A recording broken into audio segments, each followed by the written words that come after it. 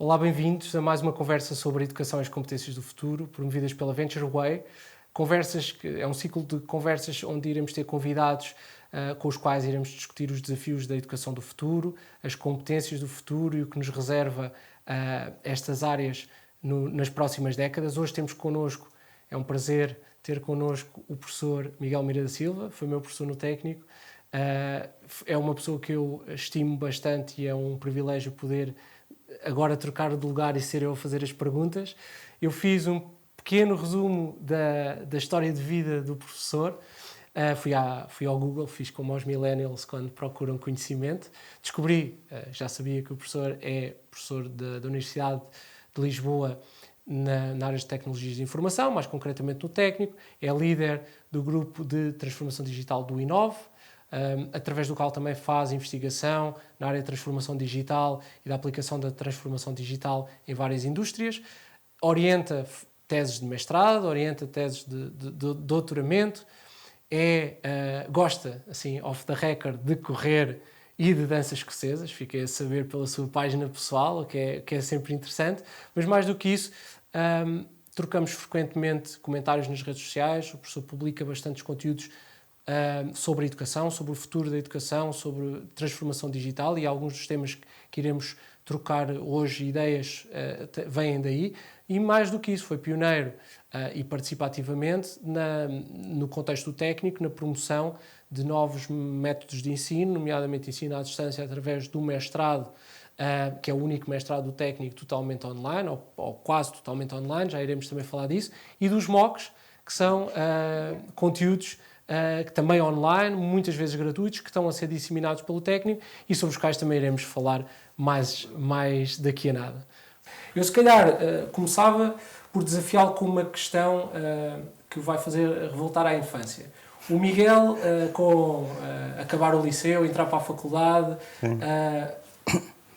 o mindset que tinha, as ambições que tinha, acha que, passado umas décadas ou uns bons anos, agora quando recebe alunos na faculdade, mudou assim tanta coisa no ensino, mudou assim tanta coisa nas expectativas deles? Tenho pouco tempo, não é, para cada pergunta, são muitas, não é? Temos todo o tempo que quiser. Eu acho que, infelizmente, não mudou quase nada, pronto, por um lado, não é? E não sei se felizmente ou infelizmente, as pessoas mudaram muito, pronto. E eu acho que esta diferença entre o facto de os jovens de 17 anos de hoje em dia serem, na minha opinião, muito diferentes dos jovens de 17 anos de há 30 e tal anos atrás, mas o ensino secundário é basicamente o mesmo, não é? Na sua parte fundamental. E eu acho que aí é que está a raiz de muitos dos problemas que temos hoje em dia. Porque o ensino estava bem há 30 e tal anos atrás, se calhar. Hoje em dia ainda não está muito mal, mas cada vez está menos bem, não é? Porque se as pessoas mudaram e o resto não muda, a certa altura, como a gente diz na informática, isto não compila, não é? E acha que essas mudanças... ou seja, isto há aqui um paradoxo. A educação em si puxa toda a sociedade para a frente e é, se calhar, a maior promotora dessas mudanças e é, de facto... Quando olharmos para as últimas décadas, vemos que há uma evolução muito mais acelerada e as mudanças sociais que daí decorrem, tecnologia, internet, etc. Ao mesmo tempo que a educação é a base disso, porque sem a educação essas evoluções não aconteciam, não é um paradoxo que seja o sistema educacional um bocadinho reativo a essas mudanças? É assim, para mim a educação, e os puristas ficam horrorizados quando eu digo isto, é uma indústria. A gente em Portugal costuma dizer um setor, não é? Pronto, em inglês ou americano é que se diz indústria. Tal como a saúde, ou a construção civil, ou a banca, não é? Pronto. E as indústrias, por natureza, são super conservadoras, porque têm os seus players dominantes, que querem manter o seu estatuto, o seu poder, não é? Os seus modelos, não é? E toda aquela indústria dominada por aqueles players querem manter aquilo o máximo possível. E com razão, já agora, porque esses players cresceram e são famosos, e os seus brands, e as pessoas que lá trabalham, os seus processos, tudo, o dinheiro acumulado, os prédios, etc., com base no sucesso que tiveram naquilo que existe. Pronto, o problema é que aquilo que existe está sempre a mudar. não é? E então os players têm que mudar, as próprias indústrias têm que mudar. Agora é normal que os incumbentes, já agora que é a palavra certa, resistam a essa mudança o máximo possível. Pronto, e compete às startups, se for no setor mais privado, não é? No público é mais difícil, porque não há, em princípio, startups, não é? É mais difícil essa mudança. Trazer novos modelos de negócio, baseados em novas tecnologias e com novas pessoas, que destruam o modelo de negócio dos incumbentes. E é assim que o capitalismo, que é uma palavra em Portugal muito feia, mas é isso que é, não é? Evolua, não é? E cria riqueza porque se faz cada vez melhor e mais eficiente e com mais qualidade. E olhando para a educação ao longo da vida de uma pessoa, não é? Tradicionalmente nós tínhamos um período da nossa vida que dedicamos à educação e depois Sim. acabamos por ser lançados no mercado de trabalho e esperamos que o que aprendemos sirva para a vida.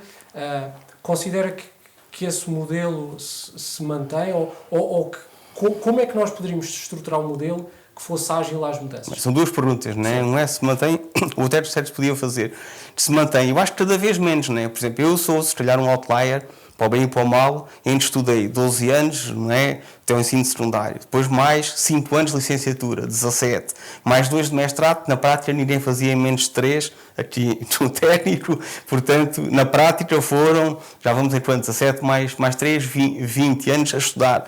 Depois ainda fui fazer o doutoramento, que o mínimo dos mínimos são 3 anos e meio, ou 4, ou 5, ou 6, mas sempre a grande maioria nunca acaba, não é? Pronto. E a mim demorou mais 3 anos e meio. Portanto, eu estudei para aí 23, 24 anos, não é? E só depois desse estudo todo, com a tropa pelo meio e uma ou duas experiências profissionais pelo meio, ou 3, é que, comecei, entre aspas, a ser útil à sociedade. Já tinha 30 anos, não é? Era um modelo que existia, é um modelo que existe, não é? Aliás, o modelo até está a ser esticado ainda mais, porque hoje em dia há quem faça o doutoramento e mesmo assim não consiga emprego, e precisa ter que fazer um pós-doutoramento e um pós-doutoramento.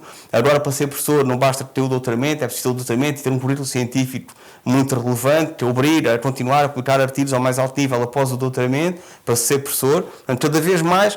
Agora, o que acontece? A teoria da inovação disruptiva, que eu adoro, né, do Christensen, que infelizmente morreu há pouco tempo, diz que a reação dos incumbentes é fazer cada vez com mais qualidade aquele produto ou serviço que toda a vida prestou. Porque eles estão a prestar aquele serviço ou produto aos seus clientes que querem sempre cada vez mais e melhor daquilo que já têm. Portanto, é normal que a indústria educativa ou do mundo ocidental, chamemos-lhe assim, né, Estados Unidos e Europa, faça cada vez mais mestrados, cada vez mais caros, cada vez melhores, cada vez com mais pessoas com mais artigos, e depois doutoramentos, e depois pós-doutoramentos. Obviamente que isto um dia vai ter que rebentar, porque é impossível, as pessoas não podem estar a estudar até aos 35 anos, até aos 40, aos 45 anos, para depois então finalmente irem trabalhar. Este modelo, há alguns no tempo, é insustentável. Agora pode esticar até um dia, não é? Que é o que está a acontecer. Aqui, e já agora aqui, em tudo. É assim nas indústrias todas, e a teoria aplica-se a qualquer indústria. Professor, olhando para as últimas décadas e a forma como as pessoas encaravam a educação nas suas vidas, é claro que houve aqui uma evolução e uma mudança. Tendencialmente havia esse investimento de tantos anos a estudar, no sentido de promover uma evolução na sua própria vida, do seu nível de vida, no fundo um elevador social. Isto numa vertente mais micro, depois numa vertente mais macro, com uma sociedade como um todo, ter pessoas com mais competências, tendencialmente também melhoraria o nível de vida da sociedade como um todo. Considera que isto ainda é uma realidade hoje, face ao que era nos anos 80, 70, se calhar? Não, eu acho que ainda, há muitos estudos que dizem que ainda é. Claro que varia de país para país e conforme os cursos e as pessoas e muita coisa. Mas em média, claro que é. Eventualmente tem a vindo a descer, não é? Esse diferencial. Agora é porque, obviamente, uma pessoa que estuda mais é mais produtiva e em média vai ganhar mais, não é? Pronto. Agora, o que é que está a acontecer, principalmente nos últimos anos, não só em Portugal, não é? É que tem havido, pelo menos do meu ponto de vista, algum exagero em que se canaliza todo o ensino para o ensino superior. quando nem todas as profissões, se calhar, precisam desses conhecimentos teóricos e até científicos, não é? Para serem exercidos, não é? Portanto, devia haver aqui um equilíbrio muito maior, que eu acho que não existe hoje em dia, entre o ensino superior e o ensino dito, entre aspas, profissional, não é? Não quer dizer que seja inferior, antes pelo contrário. Na Alemanha, por exemplo, é super conhecido, não é? E também em termos de anos, não estou a dizer que uma pessoa que vai estar para a universidade vai estar 12 anos mais 5 para ter um mestrado, e que uma pessoa que vá a um curso profissional faça 12 anos e chega, ou 12 anos e mais um. Não, pode ser 12 anos e mais 5, mas são capabilities ou skills diferentes que têm de ser ensinados e aprendidos e praticados de formas diferentes, não é? E nesse sentido, por exemplo, quando olhamos para o ensino obrigatório no fundo, o ensino secundário e anteriormente o 9º ano, considera que esse ensino prepara ou dota as pessoas de competências mínimas para o mercado de trabalho que está em constante mudança? O que está a acontecer, não é? E isto é um corolário do que eu disse há bocado, é que todo o ensino secundário, na minha opinião, hoje em dia está vocacionado para preparar alunos do ensino superior.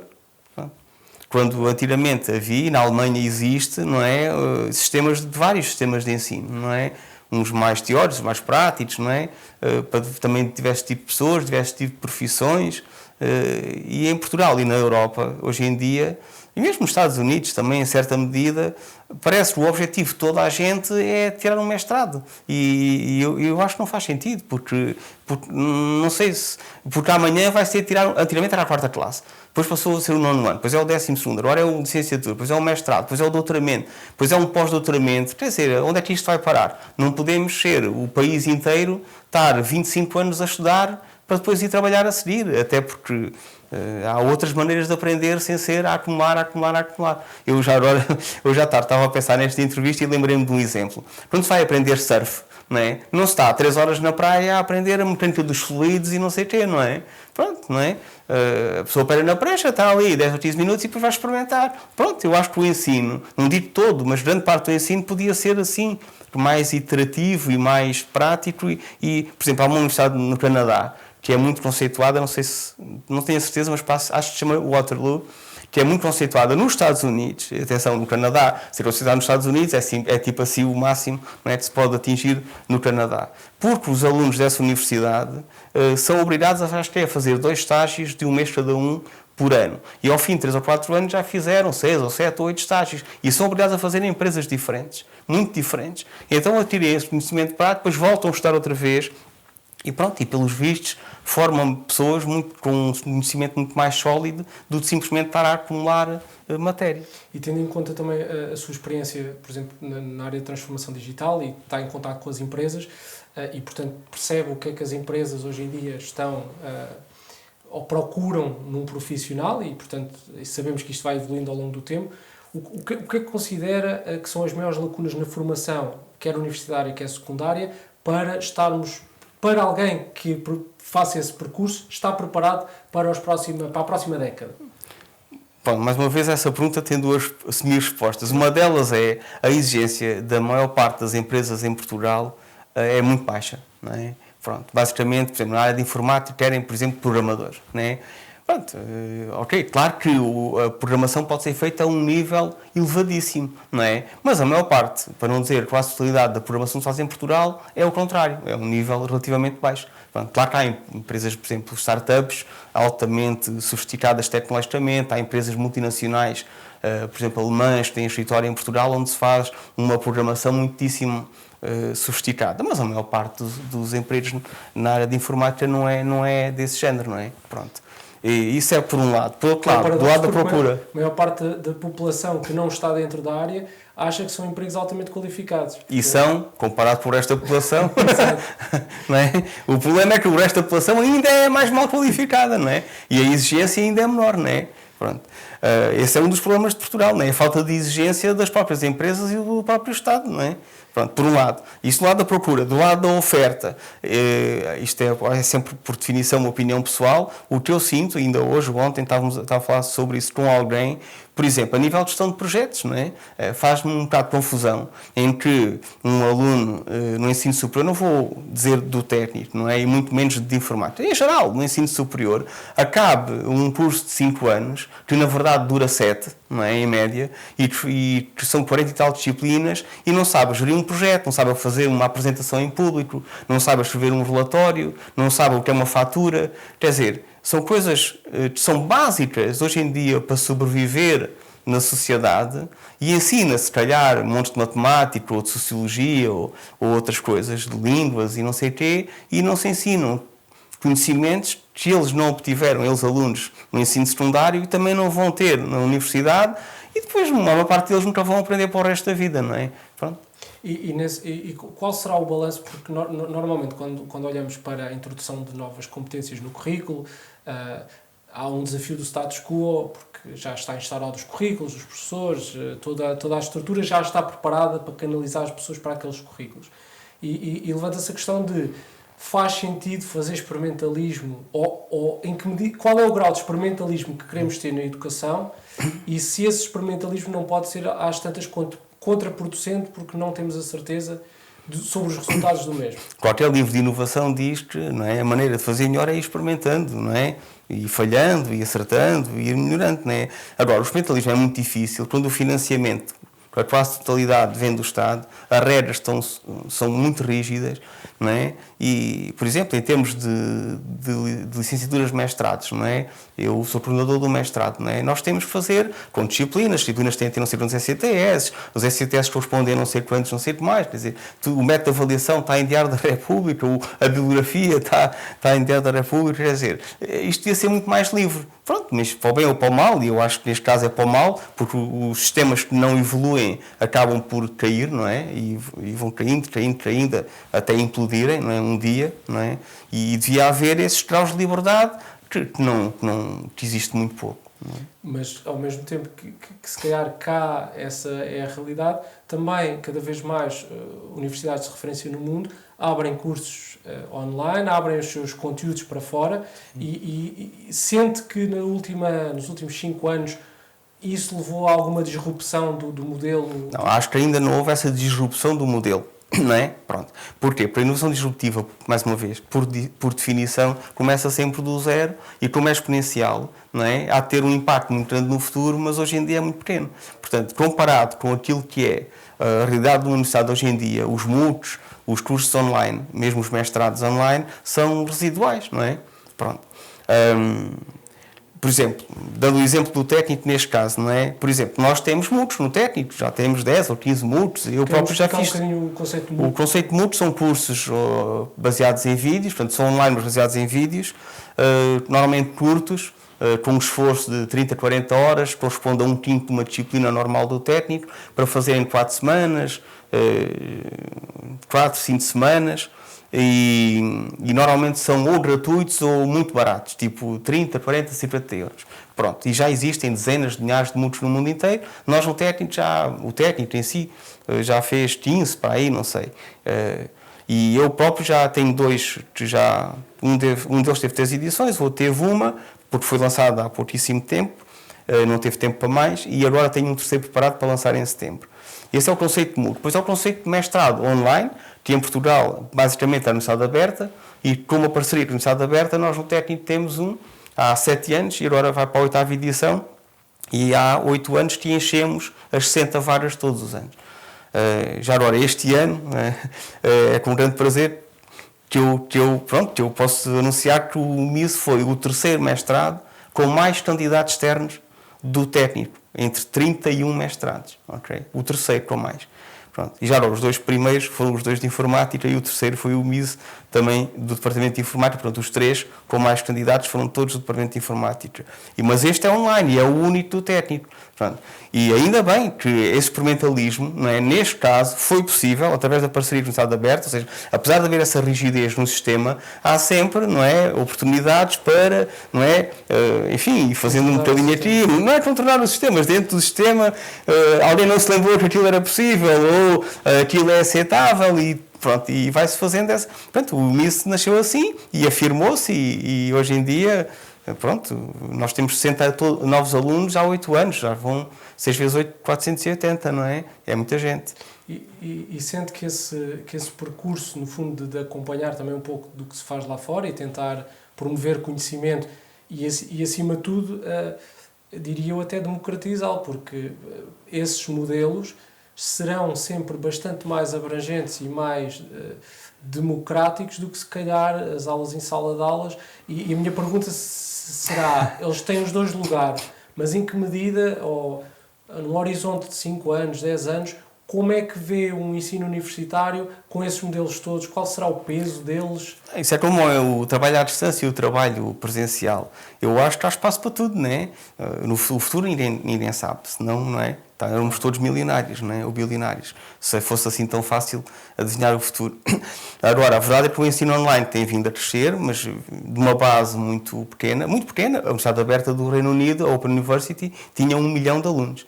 Pronto, depois fizeram ali uma organização, fecharam com 250 mil, pronto, porque eles aumentaram as propinas e então reduziram para 250 mil, mas com o aumento das propinas, hoje em dia tem uma faturação, acho que até é maior do que antes, com 1 milhão de alunos, a pagarem muito menos, ou nada. Em Portugal era praticamente uma universidade aberta, temos agora esta biblioteca, acho que já há mais 1 ou 2 universidades abertas com outras universidades, não sei, em Vila Real, talvez Coimbra, não sei, pronto. O nosso funciona bastante bem e vai Europa ao 8º ano. Eu acho que há espaço para todos, não é? Agora, que cada vez vai ser mais difícil, na minha opinião, conseguir convencer a malta dos 17 aos 22 anos, ou 23, 24, a irem para o técnico assistir a aulas presenciais durante todos os dias, não é? Várias horas por dia, isso é certo, não é? E já se nota, dá anos esta parte, não é? Essa dificuldade. E agora, com a pandemia, quer dizer, bolas, não é? Se era preciso algo para mostrar, não é? Que o ensino online funciona, obviamente com imensas dificuldades, imensos problemas, foi um workaround, foi tudo feito à pressa, mas toda a gente pensava que ia ser uma desgraça, um caos, e não foi. Quer dizer, claro que como foi implementada à pressa, não é sustentável no tempo, nem nada, mas agora vamos tentar outra vez, daqui 1 semana ou 2, começam as aulas, vamos tentar novamente o ensino presencial. Vamos lá ver quantos alunos é que vão aparecer nas aulas, não é? E durante quanto tempo é que isso é possível, sendo que toda a gente está a prever para outubro outra vez a pandemia a sério, não é? Um dos argumentos normalmente usados para, de alguma forma, relativizar o ensino à distância é a componente de socialização, que naturalmente no ensino secundário, no liceu e na faculdade também há de ser uma componente importante, uma vez que a interação humana é relevante. Sente que a transição para um modelo online ou mais online poderá condicionar isso? Ou como é que a universidade poderá promover um equilíbrio da componente social, que penso que também concordará que Sim, é claro. uma componente muito... Não. É assim, eu não sou defensor do 100% online. A prova é que o próprio MIS, que era para ser, ou podia ser 100% online, tem uma semana presencial. E este ano, em ano de pandemia, eu fiz fim a pé para que continuasse a haver a semana presencial, e vai haver, e é dia 21 a 25 de setembro em Setúbal. Okay? Onde os alunos que terminaram o primeiro ano e estão a começar o segundo, não é? Vêm e estão connosco durante 5 dias. Pronto, para se conhecerem entre eles ao vivo e conhecerem os professores e os professores conhecerem os alunos. Agora, os alunos neste contexto, a média é entre os 40 e poucos anos. Portanto, é 35 aos 40 e muitos. 80, 90% dos alunos do MIS é ali dos 30 aos 50. Okay? Pronto, não estamos a falar de jovens. Eles são jovens, mas já não são tão jovens. E já agora, uma outra coisa boa do MIS é que metade dos alunos são mulheres, não são homens. Que na informática é uma coisa assim espetacular, porque a gente, os cursos de informática normalmente é 10 a 15% de mulheres. Os normais, os presenciais. E este caso também são mais velhos e trabalham, são pessoas com mais experiência, com muito menos tempo, não é? Mas também sabem gerir muito melhor o seu tempo e as suas interações. Em relação à parte social, não é? Não é só nessa semana. O facto de ser online não quer dizer que as pessoas não socializem, porque as pessoas, obviamente, hoje em dia, com as tecnologias todas que existem, Facebooks, WhatsApps, Skypes, Zooms, não sei o quê, os alunos do MIS, entre eles, falam imenso e fazem trabalhos em grupo. Pronto, agora, realmente, as pessoas foram feitas para interagirem presencialmente. E o online nunca é exatamente o mesmo. Mas a tecnologia também está cada vez melhor. Qualquer dia vai haver hologramas e, não é? A tecnologia vai evoluindo, cada vez é menos diferente o presencial do online. As próprias pessoas, apesar de ser uma população um bocadinho menos nova ou mais velha, ainda não está tão à vontade nas tecnologias como estão os mais novos, mas o pessoal faz os exercícios, trabalha, os projetos, tudo à distância, e eles conhecem-se lindamente. Nunca se viram foi uns aos outros, não é? A maior parte deles, não é? E depois encontram-se lá na semana presencial. E é muito giro também ver que funciona também, não é tão bom, mas quem não pode, como é que é? Quem não tem cão, caça com gato. E é engraçado ter dito que a média de idades anda à volta dos 40, o que me leva à questão de hoje cada vez mais nós temos que ter no fundo uma visão de educação ao longo da vida, não é? E porque o que aprendemos há 5 anos provavelmente precisa de um refresh neste momento, mas de facto essa componente de aprendizagem ao longo da vida é muito deixada ao critério de cada um. Portanto, tendencialmente as pessoas de tecnologia, se calhar de medicina, de saúde, área de saúde, é algo que fazem de forma rotineira, mas existem muitas outras áreas onde as pessoas, após concluírem o seu curso, nunca mais pegam num livro, nunca mais têm iniciativa, mesmo que gratuitamente, de fazer um curso. Não acha que, da mesma forma como o Estado estrutura um projeto educativo para os primeiros anos de vida de uma pessoa, não o deveria também fazer para uma aprendizagem ao longo da vida? Mais uma vez, 2 ou 3 respostas. Uma delas é, obviamente, eu sou super defensor das pessoas estudarem ao longo da vida, eu sou um exemplo vivo disso, não é? Depois de me doutorar, muitos anos depois, fiz um MBA, não é? Pronto, e continuo a aprender e até gostava de fazer outro curso ainda um dia, pronto. E acho que toda a gente deve fazer isso. Não digo que toda a gente deve fazer um MBA, mas toda a gente deve continuar e deve tirar tipo um ano de sabático, tipo 10 em 10 anos, para reforçar uma área, mudar de área. Pronto, agora está muito na moda o reskill, o upskill. Pronto. Dito isso, não é? Estas pessoas, estão a fazer o MISE, os estudantes do MISE, todos trabalham. E a maior parte tem filhos, não é?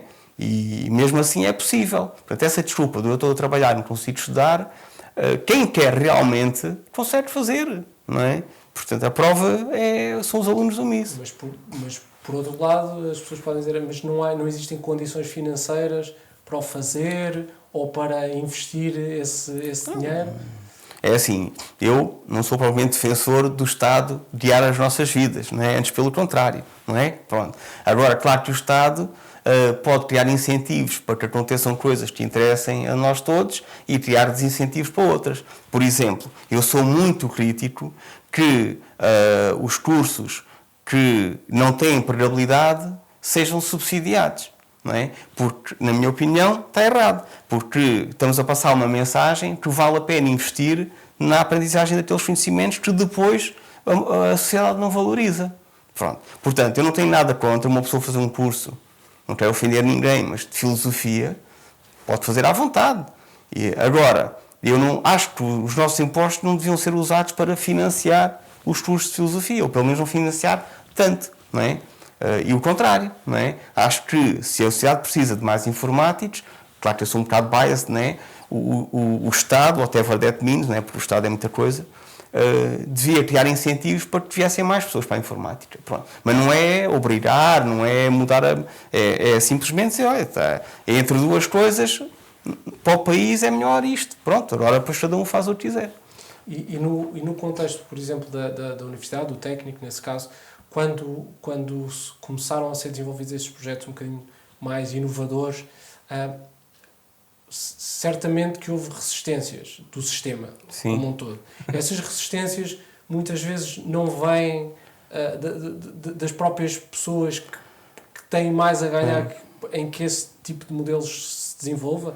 Estou a falar, por exemplo, ao nível do próprio financiamento das universidades, que poderá ter novas vias de receita através, se calhar não já, mas futuramente, ou até mesmo dos docentes que não sei se estão assim tão abertos a mudar. Acho que é assim. Para mim, a resistência à mudança há de existir sempre. Não é? Ninguém gosta de mudar e muito menos mudar para algo que a pessoa pode imaginar que não vai ser tão bom como aquilo que já tem, não é? Ou será pior ainda. Portanto, essa vai existir sempre. Como é que se faz mudanças? num ambiente de resistência à mudança, é criar coisas novas sem tentar destruir aquilo que existe. Aliás, as startups é isso que fazem, não é? As startups, quando criam, não dizem eu vou destruir o banco X ou a banca em geral. Não. Eu ofereço um serviço inovador, mais barato, mais fácil, mais não sei o quê, mais e aquilo. Depois começam a descer e passado 2, 3, 4, 5 anos vão começar a comer, não é? A roer os calcanhares dos que existem há 30, 40 ou 100 anos ou 200 anos. Pronto. Mas ninguém começa assim. Pronto, e isso também se passa dentro das organizações. Não é? Por exemplo, eu ainda não falei hoje aqui do Técnico Mais, que é uma unidade que foi criada dentro do técnico para a formação de executivos. O Técnico Mais não foi criado dentro do técnico contra as licenciaturas, contra os mestrados que já existem. Não. O Técnico Mais foi criado à parte, não é? Para fazer uma coisa que já existia dispersa pelo técnico, que era cursos pagos e bem pagos. Não é? Aliás, eu tenho agora uma pós-graduação, sou coordenador de uma pós-graduação, não é minha, do Técnico Mais, uma pós-graduação que custa por semana o que custa um mestrado por semestre, okay? Pronto, e vai funcionar, de certeza, começa agora em outubro, vamos ter, acho eu, faço certeza absoluta que vamos ter inscritos suficientes, portanto, existe procura, e se a gente tiver uma oferta que não colida, não é, com aquilo que já existe, não há resistência à mudança. E depois a questão dos professores. O técnico tem tantos professores, as universidades em geral, não é, que há uns que querem, outros não querem. Há espaço para, é como as empresas no mercado, não é? Há espaço para cafés barulhentos, há espaço para cafés sossegados. Mas tocou aí num ponto interessante, que é, de alguma forma, muitas dessas pós-graduações e cursos que poderemos tirar ao longo da vida têm um custo elevado. Como é que conseguimos sustentar isso ao mesmo tempo que cada vez mais temos um modelo de distribuição de conteúdo que é tendencialmente muito mais gratuito, muito mais acessível e ao mesmo tempo obrigar alguém a pagar por conhecimento? Primeiro, o mercado é que decide, não é? Se eu faço uma pós-graduação que custa 6.500 euros e dura 13 semanas, e se há interessados, obviamente deve existir, não é? Claro. Pronto. Segundo, não é? Eu acho, até porque eu fiz um MBA que custou 10 vezes mais que isso, que a maior parte desses cursos nós vamos recuperar não é, esse investimento. Uma pessoa que investe 6.500 euros, ou 30.000, ou 100.000, e nos Estados Unidos o MBA chega a custar 200.000 dólares, não é? É porque acredita que nos anos seguintes vai ganhar mais isso, a mais do que aquilo que ganharia, não é? Pronto. Claro que não são todos, não é? Pronto. E se calhar alguns vão ficar milionários também, pronto. Mas em média a pessoa tem que acreditar nisso, não é? E também há muita gente que faz esses cursos, ainda hoje ou ontem estava a falar sobre isso, também, por acaso. Tenho a sorte de ter dias muito interessantes, falo de assuntos muito interessantes, há pessoas que fazem isso só pelo prazer intelectual, que é uma coisa que a maior parte das pessoas nem sequer percebe. Mas há pessoas que estão fartas do seu emprego e querem gastar 5.000 euros para estar um ano a aprender uma coisa que até pode ser história da arte. Pronto, pode não ser útil para o seu dia-a-dia. Mas terem sido desafiados intelectualmente, terem ter uma razão para ler, para discutir, para escrever. Qual é o problema? Se têm dinheiro, se podem. Agora, nós temos um outro problema, que é então e aqueles que não têm dinheiro. Pronto. E aí eu acho que em Portugal e na Europa, mas mais em Portugal, falha muito uma coisa que existe nos países anglo-saxónicos, que é o Estado, lá está, devia dar garantias para os bancos poderem emprestar dinheiro às pessoas que querem fazer formação. Porque se a gente sabe que formação é bom em geral, não é? Claro que há cursos que não servem para nada, mas há cursos muito com um retorno enorme em relação ao investimento, então por que não garantir esse empréstimo, e, como é a Inglaterra, e a pessoa faz o curso, e depois, se for realmente ganhar muito mais, devolve, e até pode devolver com juros, o empréstimo. Se não ganhar, o Estado paga o que ele não ganhou mais. E isso é uma maneira do Estado criar incentivos, sentar a dizer o que é que as pessoas têm por fazer. Essa ideia de incentivos é interessante, mas mais do que isso, em que medida é que a procura de conhecimento é uma obrigação individual ou uma obrigação do Estado em dar incentivos? Porque, da perspectiva prática, com a diversidade de canais que hoje temos para obter conhecimento, e muitos deles gratuitos, às tantas, embora o Estado possa incentivar, não será uma obrigação de cada pessoa procurar esse conhecimento? Não é obrigação, é um direito que as pessoas têm, não é? Antes de ser um dever, eu acho que é um direito. Quer dizer, as pessoas hoje em dia, sempre, quer dizer, as pessoas são livres, não é? Dentro, obviamente, têm que cumprir as leis, não é? Pronto, do país, etc. E têm de se comportar de forma ética e moral e tudo mais. Pronto. Agora, dentro desses limites, são muito abrangentes, não é? Muito latos, a pessoa deve e tem esse direito de procurar o melhor para si, para a sua família e para os seus filhos. E investir na educação e toda a gente sabe isso, não é? Uma das formas mais eficientes e eficazes de melhorar a sua vida no futuro, a sua e a dos seus filhos, não é? Pronto. Temos a tal questão de há pessoas que querem e não podem, mas infelizmente há muita gente que pode e não quer. Pronto, e aí o tal incentivo da parte do Estado. Já agora, uma pergunta já foi feita várias vezes e eu ainda não respondi, vou responder agora. Em relação aos conteúdos online. Por exemplo, eu tenho uma subscrição do Coursera, né, meu e minha, né, que pago 44, já nem sei se é dólares, euros por mês, em que tenho acesso a 3.000 cursos do Coursera, tipo, como é que all you can eat. Pronto, eu posso fazer um curso por dia, é impossível, mas por semana, por 44 dólares ou euros por mês. Ou seja, os cursos do Coursera estão disponíveis a qualquer pessoa no mundo inteiro por 10 euros por semana. Okay? Dá quase 1,5 € o que é por dia. Que é ridiculamente barato. Claro, se há pessoas que nem isso podem pagar, é verdade. Mas eu desafio alguém que esteja a ouvir isto e que não possa pagar, pago eu. Queira fazer, eu pago. Porque a mim não me custa muito. Portanto, se alguém não pode, eu pago. E há de certeza muitas outras pessoas que eu conheço que pagariam também. Agora, não pode haver desculpa, lá está, não é? Hoje em dia, então, com os cursos que há online e com o que eles custam, a pessoa não aprender, porque não é só os cursos pagos, também há os gratuitos. A pessoa pode fazer um curso no Coursera, desde que não peça o certificado, o curso é gratuito. Só ver os vídeos não paga nada. Só paga se quiser fazer o exercício, ser avaliado e receber o certificado. E quando olhamos a nova geração que vem aí e a nova sociedade que vai emergir desta automação, da introdução da inteligência artificial, machine learning, etc., e o professor, dentro da transformação digital, vê estes processos a acontecer, qual será o papel que resta ao humano? Ou seja, nós, neste momento, estamos a preparar pessoas e olhamos para a sociedade ainda um bocadinho a olhar para trás e um bocadinho para a frente, mas vai mesmo mudar. E o que é que resta para o ser humano fazer? Eu acho que resta aquilo que nós fizermos fazer, não é?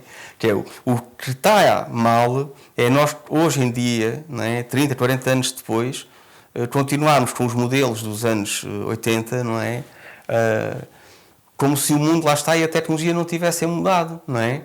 Portanto, nós temos que evoluir e saber tirar partido da tecnologia. Já o Jobson, que é um dos autores que eu mais gosto, é professor no MIT, tem uma carada de livros sobre isso, que é os humanos, em vez de estar a competir contra a tecnologia, que vão perder, não é?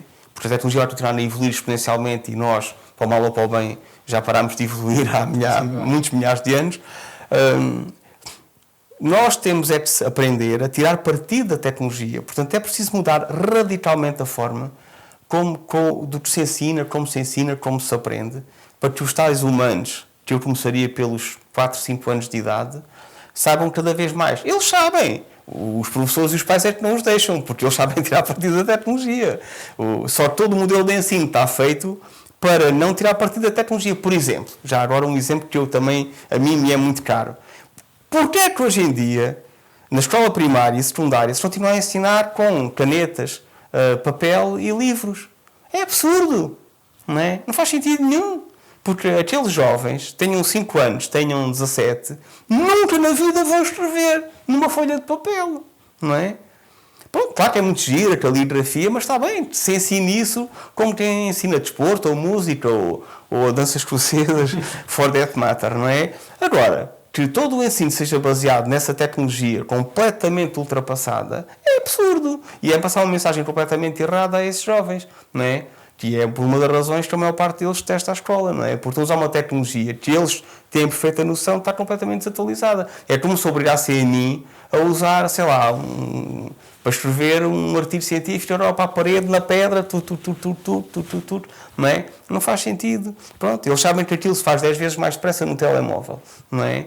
Porque é que não fazer 10 vezes mais lento, não é? E pior, e já nem falo do que custam os livros, que online seriam praticamente gratuitos, ou mesmo gratuitos, do peso que é aqueles livros todos e os manuais e aqueles livros de exercícios que as editoras inventam para ganharem mais dinheiro, tudo isso está completamente desatualizado. Agora, como é que isso se resolve? Lá está. Nós não podemos ficar à espera que seja o Estado a resolver. O Estado nunca vai resolver esse problema.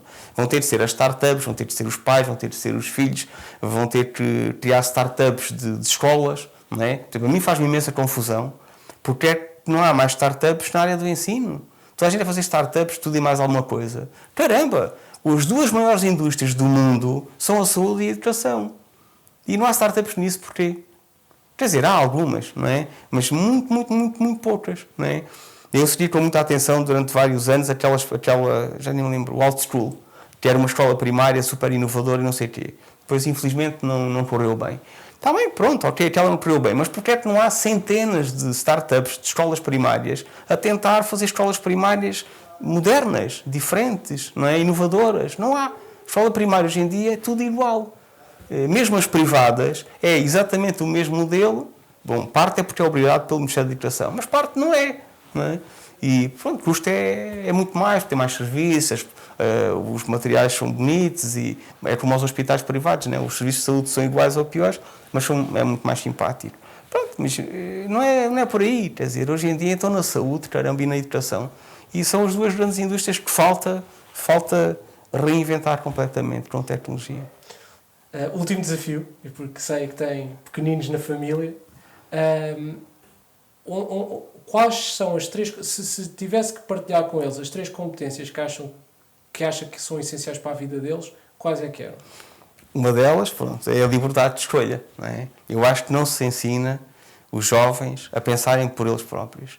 É tudo, é o Estado, é os pais, é os professores, e isso mata o ser humano. Okay? Acho que se via desde pequenino, logo, isto em geral, todas as crianças do mundo inteiro deviam aprender a pensar por eles, assim, críticos, a lerem, a estudarem e quererem as coisas, lutarem por elas e depois mais tarde ensinar outras coisas, como por exemplo finanças pessoais, para as pessoas saberem o que é o dinheiro, onde investir, como gastar, não é? Pronto, faz-me impressão, ninguém em Portugal praticamente, tirando uma elite, sabe o que é a inflação, o que são juros, não fazem a mínima ideia. Okay? Eu costumo dizer, se a gente for aí na rua e perguntar a uma pessoa quanto é que é 10% de 100, 99% das pessoas não vão saber responder, não é? Não sabem, mas não sabem mesmo. Pronto, e isso é muito pior do que não saber ler ou escrever. Até tem um nome isso, não é? Os analfabetos funcionais, não é? E isso é com as finanças pessoais como é com muitas outras coisas. Na saúde também, pronto. Essa era uma coisa que eu acho que é fundamental. Pronto, é essa liberdade que é preciso ser aprendida desde pequenino. Pronto. Depois eu acho que é a tecnologia, não é? Eu acho que toda a gente acha mal a tecnologia, mas a tecnologia tem imensas coisas boas, tem muito mais coisas boas do que más, não é? E foca-se muito na parte má da tecnologia, como por exemplo os problemas de segurança informática, o facto dos jovens passarem muito tempo em frente ao computador, e não se foca na tecnologia pela parte boa da tecnologia. Okay? E eu acho que isso é péssimo. Então é um desperdício completo. E a terceira, é assim, isto é ao calhas, né? Quase, né? Porque eu não estava preparado para esta pergunta. Tem a ver com o tirar partido dessa tecnologia para o crescimento económico. Por exemplo, a mim faz-me uma brutal confusão que nos últimos 20 ou 30 anos na Europa nós temos, sei lá, 100 vezes mais tecnologia, 100 vezes mais barata e, em termos económicos, estamos na mesma. Nós não crescemos nada economicamente. Em Portugal, em particular, nós hoje em dia somos tão produtivos ou eficientes como éramos há 20 anos atrás. Estamos exatamente na mesma. Quando hoje em dia toda a gente tem telemóveis, toda a gente tem, mais ou menos, não é? Muita gente tem carro. Quando há internet em toda a parte, ou quase toda a parte. Quando há sistemas de inteligência artificial. Quando há sistemas de base de dados, não sei o quê. Quer dizer, os computadores, qualquer pessoa pode comprar um portátil de 300, 400 euros. E continuamos a fazer o mesmo, da mesma maneira, e a ser tão pobres como éramos há 20 anos atrás. A mim, isso faz-me uma confusão enorme. Esta é que é a última pergunta. Num contexto onde muitas vezes estamos a preparar pessoas para profissões que ainda não estão inventadas ou ainda não estão desenhadas, como é que podemos ter a certeza de que estamos a preparar estes jovens que passam nas universidades portuguesas ou no ensino obrigatório para estas profissões? Será que temos que investir mais em skills que até agora os currículos não cobrem? Já agora, há uma parte, por acaso, até estamos a fazer, não é? Pronto. Todo este ensino teórico que há no ensino secundário e nas universidades, de certa forma, é transversal, não é? Quer dizer, as equações de Marx vão continuar a existir daqui a 10 ou 20 ou 30 anos. Se são úteis ou não, a gente depois já é mais difícil. Mas muito desse conhecimento que se ensina nas universidades e até no ensino secundário é transversal. Agora, o que falta, e aqui entra um bocadinho aquele conceito de liberal arts que há também no Reino Unido e já ia dizer no Reino Unido, não é? E nos Estados Unidos, que tem a ver com um conhecimento, por exemplo, a nível de estilos de análise, de critical, de perceber as coisas, saber discutir. Por exemplo, em Inglaterra eles aprendem, por exemplo, a falar e como é que se diz? A discutir ideias. Mas isso aprende-se, não é? Pronto. E em Portugal, que eu saiba, nunca ninguém estudou isso em lado nenhum, não é? Pronto. Portanto, esses estilos, não é, transversais, especialmente a nível de já que os robôs vão fazer a maior parte dos trabalhos mecânicos e até muitos deles intelectuais, não é? Detectar, não é, erros e ler papéis e falar e perceber o que a gente diz, nós temos que nos focar naquilo onde nós somos melhores, não é? Ou que somos diferentes, e essa é uma delas. E esses assuntos não se ensinam em lado nenhum. Está a falar da gestão de projetos, não é? Mas a gestão de projetos para mim é tipo o nível zero do que se devia ensinar, não é? Por exemplo, falar em público, saber estar. Ainda hoje também, outra coisa que aconteceu hoje, estava alguém a queixar-se que veio um doutorado, que era ótimo, era um muito bom aluno, mas ele não tinha autonomia nenhuma, tinha medo de fazer tudo, não sabia por onde começar. Quer dizer, isso não devia ser possível hoje em dia, uma pessoa conseguir atingir esse nível elevadíssimo de educação sem ao mesmo tempo ter outras competências. Aliás, essas competências deviam vir do princípio. É impensável, mas é o que acontece hoje em dia. A maior parte dos alunos chega ao final do curso e nunca fez uma apresentação em público, por exemplo, não é? Nunca... Pronto, agora há até algumas coisas, não é? Mas muito pouco. As universidades, em geral, deviam se focar nesses skills, não é? Future-proof, não é? Que vão ser sempre mais humanos, exato, que nos distinguem das máquinas. Por estarem a ensinar as pessoas a fazer, sei lá, a fazer cálculos, então isso um robô vai fazer 3 milhões de vezes mais rápido do que nós, não é? E 3 milhões de vezes mais sofisticado. E, por exemplo, na saúde, hoje em dia, todo o ensino da medicina tem de ser reinventado. Porque andar a estudar aqueles livros, para quê? Não é? O Watson sabe 1 milhão de vezes mais do que qualquer médico, não é? Portanto, os médicos vão ter que aprender, e isso também acho que não se ensina, a falar com as pessoas, a explicar as doenças que têm, a explicar os tratamentos que devem fazer. Isso é que um médico hoje em dia devia aprender a fazer, não é? Por detectar a doença, cada vez mais, aquilo vai ser, a gente uma gota de sangue, mete na máquina e ela, passado 3 segundos, diz, olha, ele tem isto, e o tratamento é isto. Muito bem. Professor, foi um prazer passar aqui estes 40 minutos consigo, desafiá-lo aqui como eu era desafiado nos seus exames. Espero que tenha gostado. Gostei muito. Convido a assistirem às restantes conversas que iremos ter e estarem connosco no nosso evento presencial. Muito obrigado a todos.